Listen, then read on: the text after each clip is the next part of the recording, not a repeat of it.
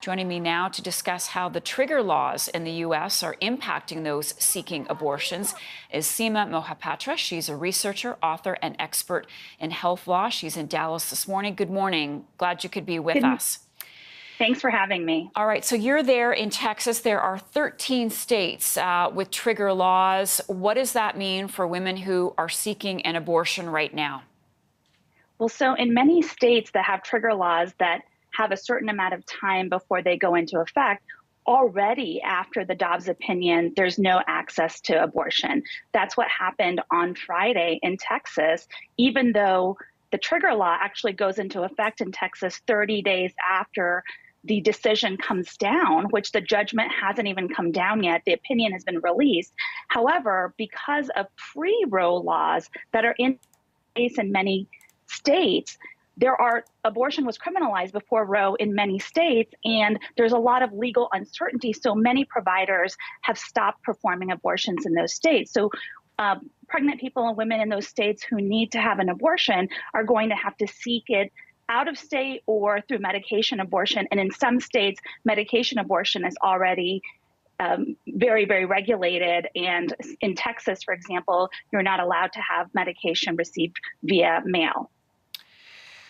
So what is happening then to those women right now? And are the clinics just shutting their doors? Is that it? Are they moving elsewhere? It's heartbreaking. On Friday, right after the Dobbs decision, there were physicians, nurses, healthcare providers that had to tell women that were at abortion clinics in states that have these laws that they are no longer allowed to have an abortion. And some of these people had jumped through a lot of hoops, traveled to get it. That's what happened in Texas. And so there are, options of people that are able to travel out of state. In Texas, a lot of the bordering states have similar trigger laws and very harsh abortion bans. So the reality is only the people that can afford to go further, like Colorado, New Mexico, especially if they're in later stages of their pregnancy, would be able to seek an abortion. It really limits the possibilities for people. And we know from the Turnaway study that people who are turned away from abortion have worse outcomes financially, worse mental health outcomes, worse outcomes in general than people who are able to get a needed or wanted abortion. Seema, I wanted to get your take on the concerns and fears right now that this decision with Roe v. Wade is the first of more to come, that there could be a rollback on gay rights or on access to contraception. What do you think? Yes, I think Justice Thomas opens the door to that in his concurrence in the Dobbs opinion, saying that the court should reconsider cases that considered marriage equality, considered the right to contraception, the right to have sexual relations with somebody from the same sex.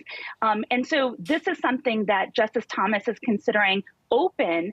And we will see that the same logic that was used in Dobbs to overturn Roe v. Wade could be potentially used in other cases. Right now, contraception remains to be accessible in the United States. However, we've had other cases where contraception such as IUDs and Plan B have been an issue and have been thought to be related to abortion. And we can expect to see some states act to ban those. I think that would be the next possible issue that would be considered. However, there is a real concern that the Supreme Court, just because of the change of composition, is really acting boldly and recklessly, not really based on the rule of law, but based on sheer power. Because we know, for example, for Dobbs, we know that 61% of adults in the United States think that abortion should be legal all or most of the time. However, these justices, 3 of the 4 justices in the majority were appointed by a president that didn't even win the popular vote. And one additional justice who had a concurrence, Roberts, is another justice. So it's really hard to think that these people are making these decisions that are really unpopular nationally. However, democracy doesn't seem to be giving people the rights that we had assumed that were given in the Constitution. And the Constitution, unfortunately, seems to be subject to interpretation based on political will. Seema Mohapatra, thank you for being with us today. Parts of Southern